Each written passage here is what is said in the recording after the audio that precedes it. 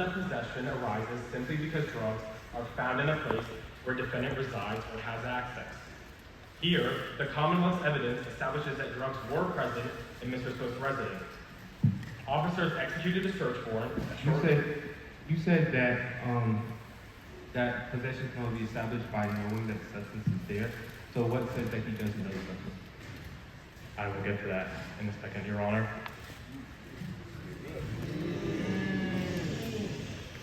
Officers executed a search warrant shortly after 2 o'clock in the morning.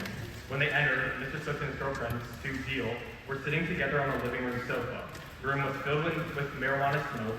Officers recovered a warm water pipe containing marijuana residue behind the sofa. On the coffee table directly in front of Mr. Swift, they found marijuana seeds, a tin box containing 3/4 of an ounce of marijuana, 2 clips of smoking marijuana cigarettes, 2 handheld scales, a smoking pipe, a mirror, a straw, and a razor blade. In the kitchen, officers recovered a small pipe containing marijuana and cocaine residue. Taken together, those facts may support the conclusion that marijuana was present and being used inside the residence. In fact, the marijuana recovered from the coffee table totaled only 3/4 of an ounce, an amount below Virginia's 1 ounce limit for lawful personal possession. Standing alone, that marijuana is not what brings Mr. Swift before this court. The indictment is far more specific. It charges Mr. Swift with possession of a marijuana cocaine polysubstance. The distinction matters because the Commonwealth was required to prove that Mr. Swift knowingly possessed not simply marijuana, but the cocaine-containing polysubstance alleged in the indictment. When we move beyond the living room, however, the Commonwealth's proof becomes increasingly dependent on inference. In the basement, officers discovered a large plastic bag hidden beneath an old chair. Inside were 9 individually packed bags containing a marijuana cocaine polysubstance. That contraband was concealed. It was not in plain view. The record contains no testimony that Mr. Swift was ever seen accessing that location, handling those bags, or demonstrating knowledge that they were beneath that chair. The same problem exists elsewhere in the residence. In one bedroom, officers found a tray containing marijuana residue and a typewritten list of names and dollar amounts totaling $1,200. But nothing on that list identifies what those names or dollar amounts represent. There's no testimony connecting that document to Mr. Swift or establishing that it concerned controlled substances. On the living room coat rack, officers located a jacket labeled Bad Joe. Inside were 3 bags. Counselor, you've been speaking this whole time about marijuana in the house. If it's not Joseph Swift's marijuana, then whose marijuana is it? It was likely his girlfriend. And what do you have to support that? I am just about to get to that, but there's not enough direct evidence to specifically link it to him. It could have easily just as been his girlfriend. I have a question. Yes. So you think about not being enough. What do you think about the Commonwealth talks about marijuana residue in proximity location to the money itself? So this in the indictment is specifically talking about the marijuana and cocaine. So that's specifically in that instance is just using marijuana, so it's not really applicable to this instance. You're claiming the Commonwealth only pertains to marijuana-based substances. Yes. Also had a question. You just said that you believe it was, or you're trying to say that it was all his girlfriend's marijuana. So what do you have to say towards his statement after being arrested and then surrender rights? Are you specifically referring to one where he says she has nothing to do with that Exactly. So there's not enough definitive proof that he could have just been talking about marijuana. He doesn't say marijuana cocaine polysubstance. He just says marijuana. I interpreted that as him only referring to the marijuana in front of them in the living room, which was within the legal amount, and that he easily could have said she had nothing to do with those Counselor, correct me if I'm wrong, but he said when he was read his Miranda rights, she has nothing to do with the marijuana, period. To me, it seems like he's claiming that she has nothing to do with any of the marijuana. So how do you get to the conclusion that she had nothing to do with the marijuana directly in front of her? What about all the rest of the marijuana in the house? I'm specifically talking about the marijuana cocaine polysubstance. He didn't specifically name that. There's not enough definitive evidence to prove that he was talking about the marijuana and cocaine polysubstance. He only simply just says marijuana. He could have used another name for it, like primo joints, which are the more street name for it, but it seems likely that was only specifically talking about the marijuana in front of the girlfriend. Counsel, Yes. does the person who turned in the primo joint not also refer to it as marijuana? Marijuana, I believe it's the marijuana. He refers to it as a marijuana like cocktail, and then he later says the poly substance. Which is marijuana, correct? Marijuana and the cocaine poly substance. It could be either or.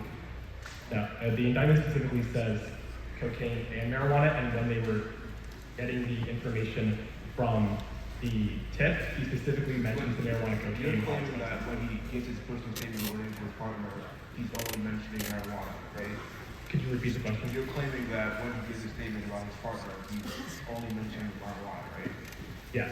Okay. Thank you. Of course.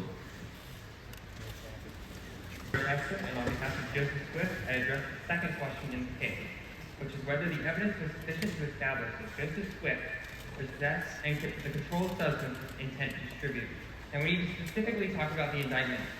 The indictment specifically says he was indicted based on a poly substance. And I would like to note that my argument, while in tandem with my co-counselor, can be seen as separate argument.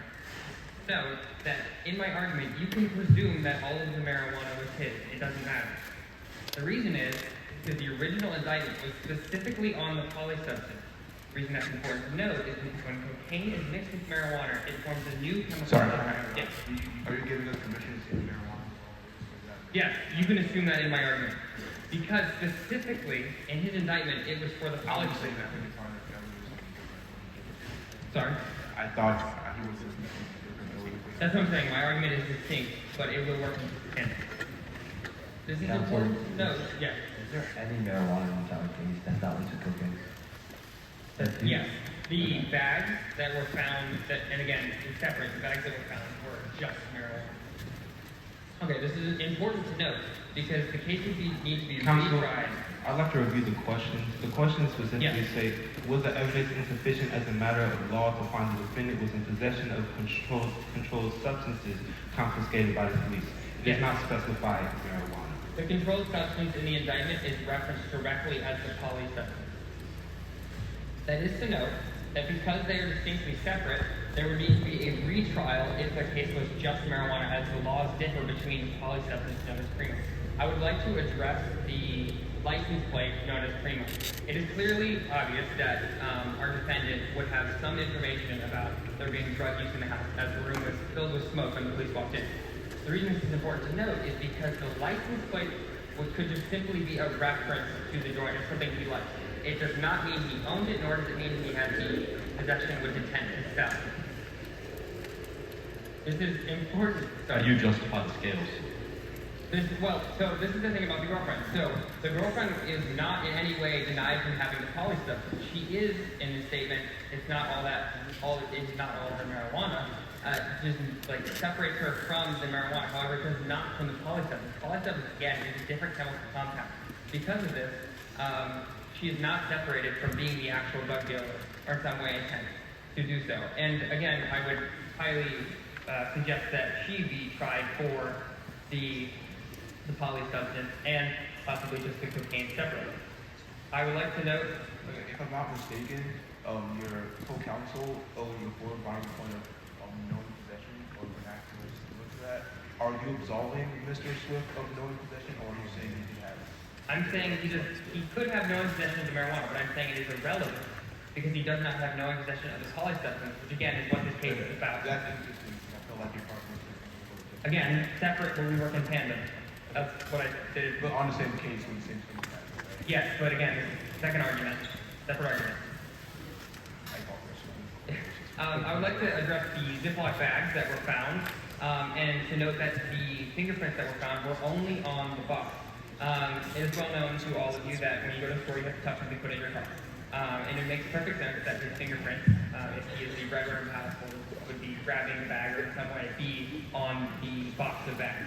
However, they are not found on the actual bags containing the poly substance.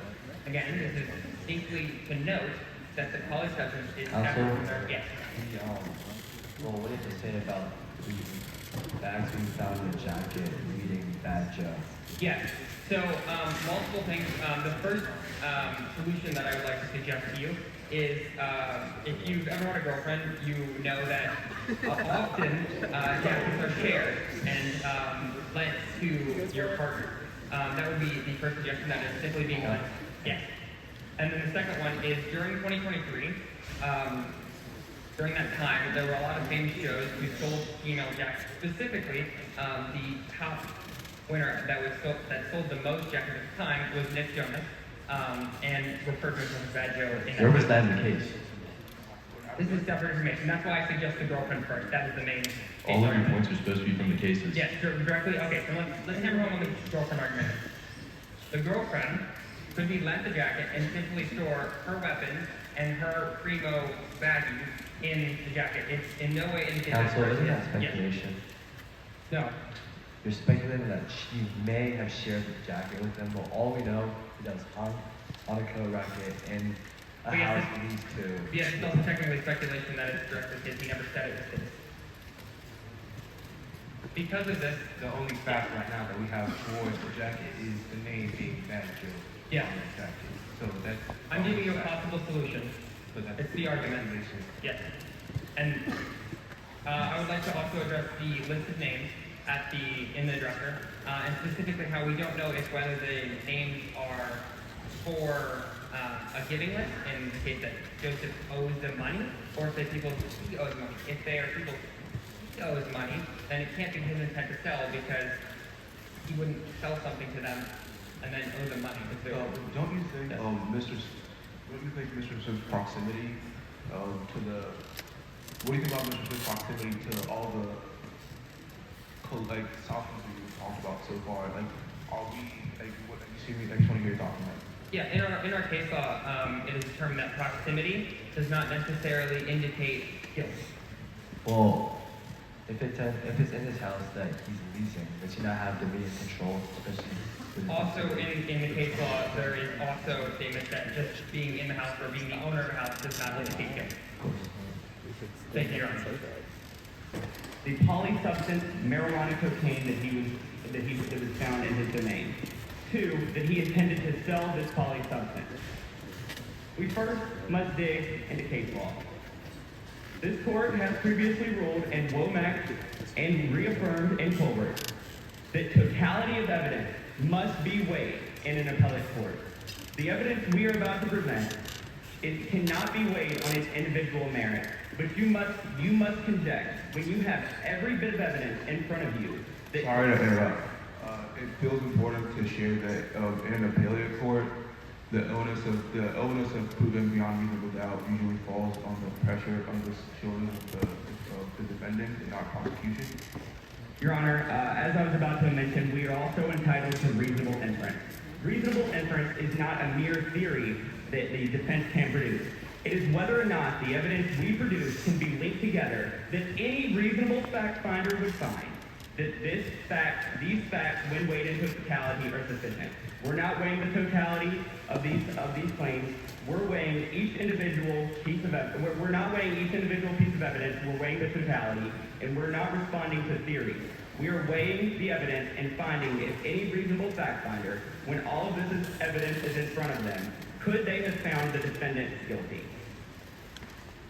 Your Honor, we'd first like to address that Mr. Swift was the sole leasee. This was his domain under his control. Wright, as the defense pointed out, Wright referred on mere proximity. What it did not establish is domain. Mr. Swift had domain and control. We'd also like to acknowledge that there was a female living in this house. However, Woman, but yeah. she was a woman, I apologize. We'd like to acknowledge... Is that not speculating just because her clothes are in the house and she's living there? And the house is in his name, ours? Your Honor, we agree completely with you. We think that this was his domain under his control. You just said that she lived there. That's speculation.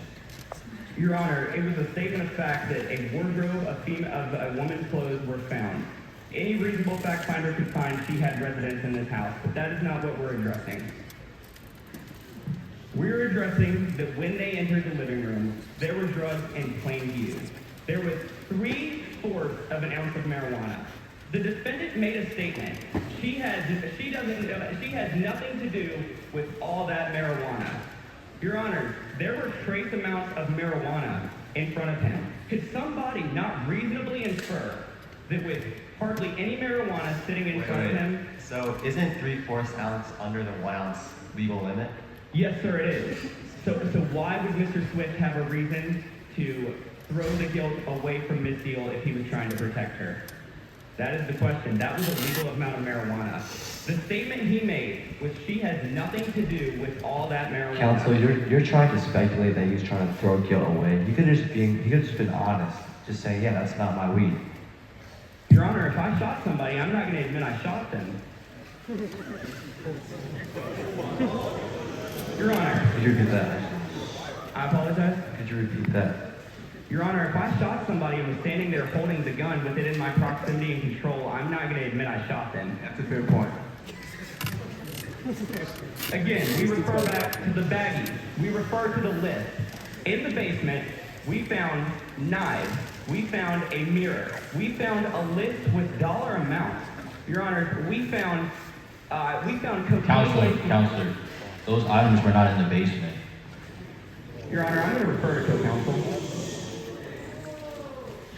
Your Honor, if we'll refer to the statement of fact, I believe that this court will find that these items were found in the basement. In the basement were 9 individual Ziploc bags. Yes, Your Honor, and across the room was a polysubstance of marijuana, which the defense has already said was found under a couch cushion. It says right here, it was lying on the floor beneath the chair. The chair is in the basement, Your Honor. Right next to these items were a list with dollar amounts. There was a list with, and I will remind the court You that also stated that the mirror was in the basement. The mirror was not in the basement. Your Honor, I'll refer again to co-counsel. I apologize, Your Honor. The mirror was found upstairs with the razor with a residue of cocaine.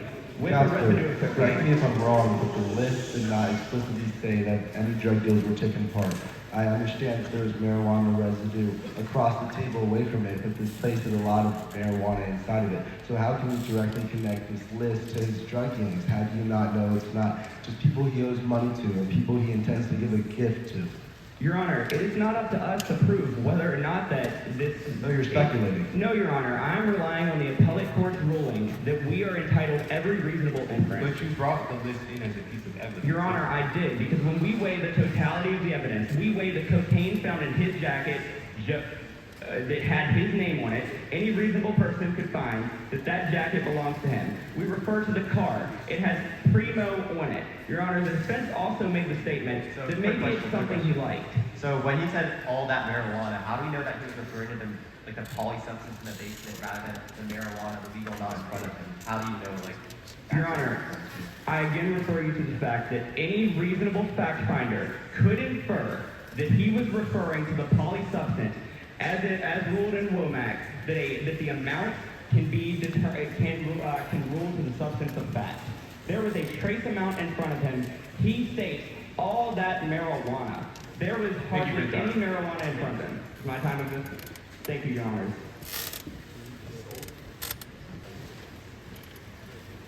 May it please the court, my name is John Lofton. With regard to the second question regarding intent to distribute, the quantity of narcotics proved his intent to distribute in his domain and control. Firstly, in an appellate court, all reasonable inferences have to be given to the Commonwealth. I would just like to mention that. The 3 small 1-ounce bags found in the jacket and the method of storing in the pocket can be used as a basis for an inference that these 3 bags represent remnants from a larger quantity. As mentioned in Colbert v. Commonwealth, Section 2, Sentence 3, the quote-unquote small bag quantity may be a basis for an inference. So, Counselor, you're speaking about the jacket. It says here that the jacket was behind the living room door on the coat rack. It was not found on his person. So how are you able to directly connect that read to him? How do you know that that jacket hasn't been behind or on that coat rack for an extended period of time? How are you able to make that inference that he was the one exercising control over it? Your Honor, I agree. Firstly, his name was on it, and secondly, it was not just marijuana. It was not just marijuana on it. Yes, his Bad Joe was on the label. So are we to assume that only he has ever worn this jacket? His girlfriend has no relation to this jacket and has never worn it in her life? No, we are not to assume that, but that would be to engage in speculation. We have to rely on the facts, and the facts say that the name Bad Joe is on it, which can be reasonably inferred to be the defendant, Joseph Smith. Okay, just so I can get a clear picture of where we're at, you're inferring that the location of the jacket and the vernacular like written inscribed on it is what you're basing your argument on right now. Yes, Your Honor, as that is the only thing that can be reasonably inferred. The 12 separately packaged units, 3 in the jacket and 9 in the basement underneath the chair, were packaged in amounts that can be consumed quickly by buyers. And, yes, Your Honor? Counsel, how do you justify that he just didn't buy all that up at once? He's a junkie, he can use it. Or in bulk, maybe. Or in bulk? Yes, Your Honor. I do agree that is not sufficient evidence, but I would like to finish my argument on this. And Yeah, continue. thanks. The 2 small handheld scales, however, scales are a well-recognized tool of drug distribution. Even while inaccurate, they still function as measuring devices that support the inference of possession with intent to distribute. Also, the scales are mentioned in the statement of facts to measure 1 ounce or less, and the 3 bags in the code were found to be 1 ounce of the polysubstance. The ledger, as mentioned by the defense, there were multiple names. Why would one buyer buy from multiple people? Usually buyers buy from the same dealer. The typewritten list of names and dollar amounts can be considered a customer list or debt ledger, but next to the ledger, the dresser contained traces of narcotics, showing that they were used in tandem.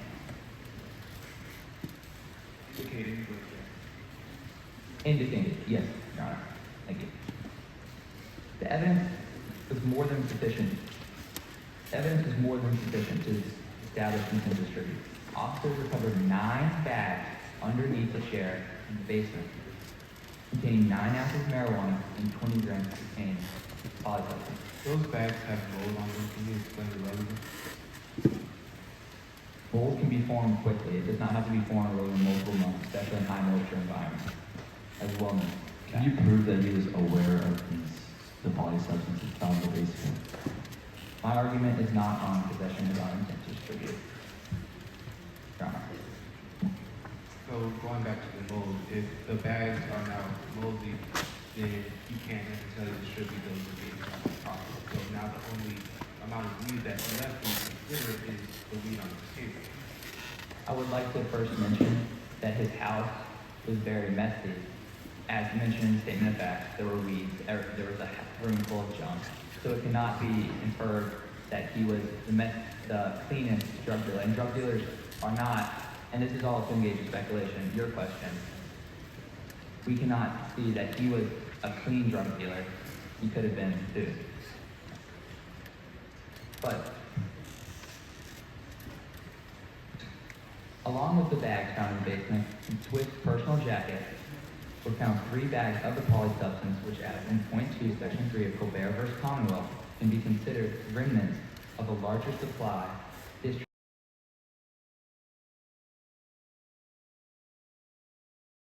monetary amounts, which can be considered a sort of customer list or debt sheet found in Swift's home next to trace amounts of narcotics. The bag, ledger, firearm, Swift's personal statement, when viewed together, the evidence allows a reasonable inference that, along with the possession of narcotics, the felon intended to distribute the narcotics in his possession. Are there any further questions? Obviously, we can't specifically prove that he ever distributed anything. But do you have, like, is there anything, like, specific you're hedging your bets on that proves your point of his intent to distribute? Like, if you could give me something specific from your whole spiel so far. I believe that the bags in the jacket specifically, which can be reasonably inferred to be his, as all reasonable inferences must be given to the Commonwealth, and to engage in anything else would be to engage in speculation. I understand that it is, but why can't the girlfriend have no access to it? The girlfriend can't have access to Jack either. The girlfriend could have had access. But that would be to engage in speculation. which we have all done so far. And then Yes, there's Your Honor. also the engaging speculation that the list was about drug deals. I understand that there were marijuana residue next to it, but this place is marijuana residue in many places. And how are we to assume that the list is explicitly to do with drug deals? Your Honor, I agree, but with the other evidence, I think that it forms a reasonable inference that these were used to track his dealings. And it can be inferred out that he was not a buyer, and these were not buy sheets, as narcotics users do not buy from multiple people. Thank you. Thank you. Good morning, I'm here to offer the permit for Mr. Joseph Swift. I would like to start off by saying we need to go back to the original question and the indictment. The question states that he is in control and possession of substances, plural, meaning marijuana and cocaine in this instance. In the indictment, the exact wording used is polysubstance of marijuana and cocaine, meaning that the Commonwealth has to prove that he had possession of both the marijuana and cocaine Sorry to cut you polysubstance. short. You say your name, like, there was no narcotic. Jackson Wharton. Do you say earlier? Because I think Sorry about that. Next, I would like to move on to the fact that when you add cocaine to marijuana, it changes the chemical formula. Therefore, when he says he has nothing to do with all of that marijuana, he can no longer be referencing the polysubstance as the marijuana, cocaine You don't know that polysubstance. you can no longer be referencing it. It's a possibility that you cannot. That would be speculation, though, would it not, sir? Okay, but you are also speculating that it's guaranteed that he was definitely not referencing the marijuana. My claim was that when you change when you mix cocaine and marijuana, it becomes an entirely different chemical substance, which is no longer marijuana. Do you know what that substance is? No, but you're physically changing the chemical compound. Okay, so you're saying that because the chemical compound is changing, we can no longer agree with the vernacular of the original case. I'm saying that you can no longer concretely assume that he is speaking about the polysubstance. You understand, God, we're just arguing semantics. We understand. Okay, thank you. I would also like to move on to the speculations that the opposing counsel uses. There is no concrete evidence to say that the jacket, the list, or the scales were his. Just because they were in a house that he leases does not inherently make those his possession. And who should they be? They could be his girlfriend, who we can assume was living there with her clothing in bedroom, closet. And we see that possession cannot be, or possession is not to be based just off of premise in Gillis v. Commonwealth. Gillis v. Commonwealth states that mere proximity, or Wright v. Commonwealth states that mere proximity does not equal possession. I would also like to bring up how there is no concrete evidence that can link him to the cocaine. And if the Commonwealth cannot prove that he is linked to the cocaine, no, there is no fingerprints on the cocaine, there's no fingerprints on the baggies that can link him to the cocaine directly. And I would like to finish by saying that the Commonwealth fails to prove beyond a reasonable doubt that he was in. They don't have to do that. Can I finish my statement, please? I apologize. Thank you. But I was saying that they fail to prove beyond a reasonable doubt that he was in control and possession of the poly substance of marijuana and cocaine. And Your Honor, if I cannot distribute those Saratoga water bottles to you because I do not possess them. Thank you.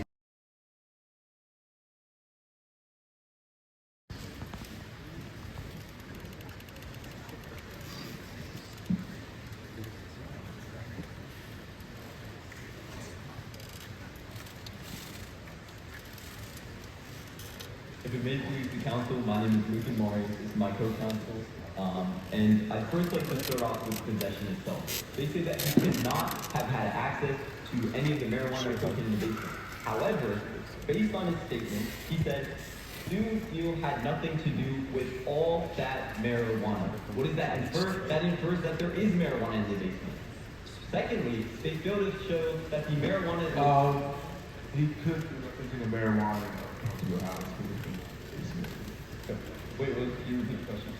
What he says, and she had to do with all that marijuana, it specifically goes after the sentence where it mentions residence and not basement, So there's two spots of that argument. There's two parts of that. If she had nothing to do with all that marijuana, according to the Virginia Supreme Court in Ritter versus Commonwealth, possession can be provided by active declarations or conduct.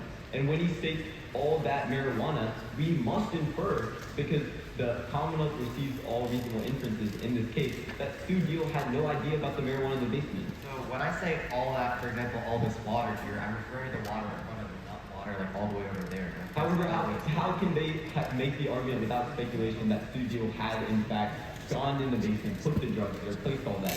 Second, the second part of this argument comes, I'd like to go further into that if you want me. The second part of the argument is, So, they said, are you saying speculation? I just wanted to get into the second part, I'm sorry about that, Your Honor. However, the drugs in the basement they said didn't have fingerprints on them, correct? But there were bags next to the drugs that had Joseph Swift's fingerprints on them. What does that mean? Using what we had, the circumstances of the scene in Colbert versus Commonwealth, those items near each other, because we're looking at the total amount, the amount of items near each other, that means that we can reasonably infer, a fact finder can reasonably infer, that these two were used in unison. Counselor, it says the appellant's fingerprints were recovered from the box of Ziploc bags. It doesn't state that they were on the Ziploc bags.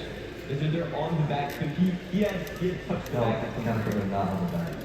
But there is on the box of bags, and the bags are in the box, correct? And the box of bags refers to like a Ziploc box, correct? You touched the box, right? And that's next to the cocaine and marijuana, correct?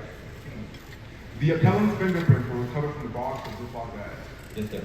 Yes, sir. Okay. Counselor, a box of bags is a household item that can be used in many things other than the But when we distribution of look at drugs. the circumstance of the scene, we see that there are drugs next to them. I mean, when you put no reasonable person, no normal person is putting a box of bags next to the drugs. We also know that there are 2 razors. We know that there is a mirror, 2 scales. And one interesting thing that we can see is that all the bags measure up to 1 ounce, which is exactly what a scale measures up to. Okay, so I assume, are you trying to allude that the box and the Ziploc, a reasonable fact finder would say the box and the Ziploc bags go together? Yes, that's exactly what I'm saying. So I was connecting, if his fingerprints are on the box, that means he must have been using the bag, correct? Correct. And Counselor, you said that all the bags added up to all has 1 ounce. That's not true. I'm saying there's 3 bags, each of them are 1 ounce. And there are 9 bags in total, there are 3 bags in the jacket, which are 1 ounce. There are 9 bags that are found under the chair, which are marijuana, and they're each 1 ounce bags. So there's 9 ounces.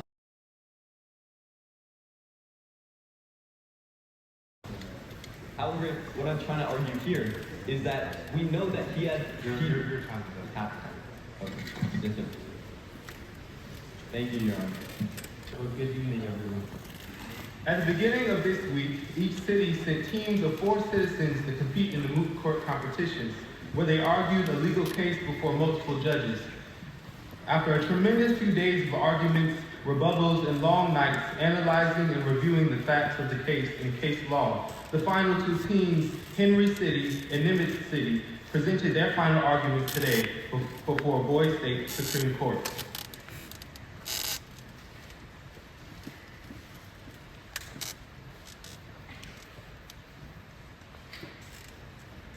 In the matter of Swift v. Commonwealth, we find the counsel for the respondent, Nimitz City, has successfully persuaded this court, and we therefore affirm the verdict of the lower court.